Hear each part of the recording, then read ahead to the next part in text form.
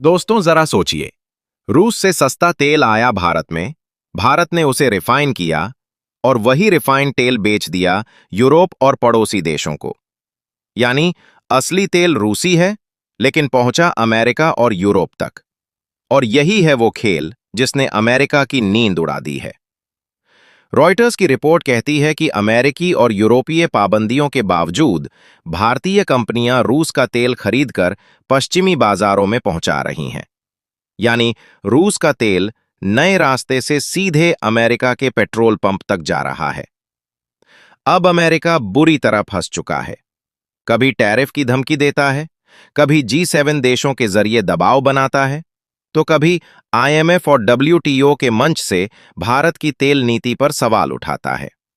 लेकिन सच्चाई यह है कि भारत न तो डरा, न झुका और न ही रुका, बल्कि अब तो भारत की स्ट्रैटेजी इतनी सटीक है कि अमेरिका चाहकर भी भारत को रोक नहीं पा रहा।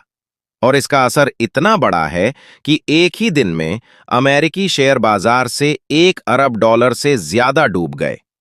डाउ जोन्स, नैस्डैक, S&P सभी इंडेक्स गोते खाते नजर आए, क्योंकि ग्लोबल निवेशकों को साफ दिख गया कि अगर अमेरिका भारत को धमकाएगा तो कीमत खुद अमेरिका को चुकानी पड़ेगी। यही नहीं, रूस जिस पाइपलाइन को बंद करने की धमकी दे रहा है, उसमें अमेरिका की दिग्गज कंपनियां शेवरॉन, एक्सन मोबाइल और शेल पहले से ही दबाव में हैं। और अब इन्हीं कंपनियों को भारतीय रिफाइंड तेल से तगड़ा मुकाबला मिल रहा है।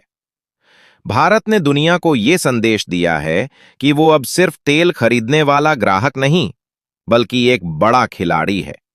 भारत न केवल तेल खरीद रहा है, बल्कि उसे रिफाइन करके वैल्यू ऐड कर दुनिया को बेच भी रहा है। इसका फायदा दोहरा है। भारत को डिस्काउंटेड क्रूड ऑयल भी मिल रहा है और साथ ही राजस्व और कूटनीतिक ताकत भी। दोस्तों, अमेरिका का पुराना खेल अब उसी पर उल्टा पड़ चुका है। भारत अब अमेरिका का सीधा तेल प्रतिद्वंदी बन चुका है और इसमें रूस का साथ भी साफ नजर आता है। अब सवाल आपसे, क्या भारत को इसी तरह रूस से सस्ता तेल खरीदकर अपनी पॉलिसी को और मजबूत बनाए रखना चाहिए,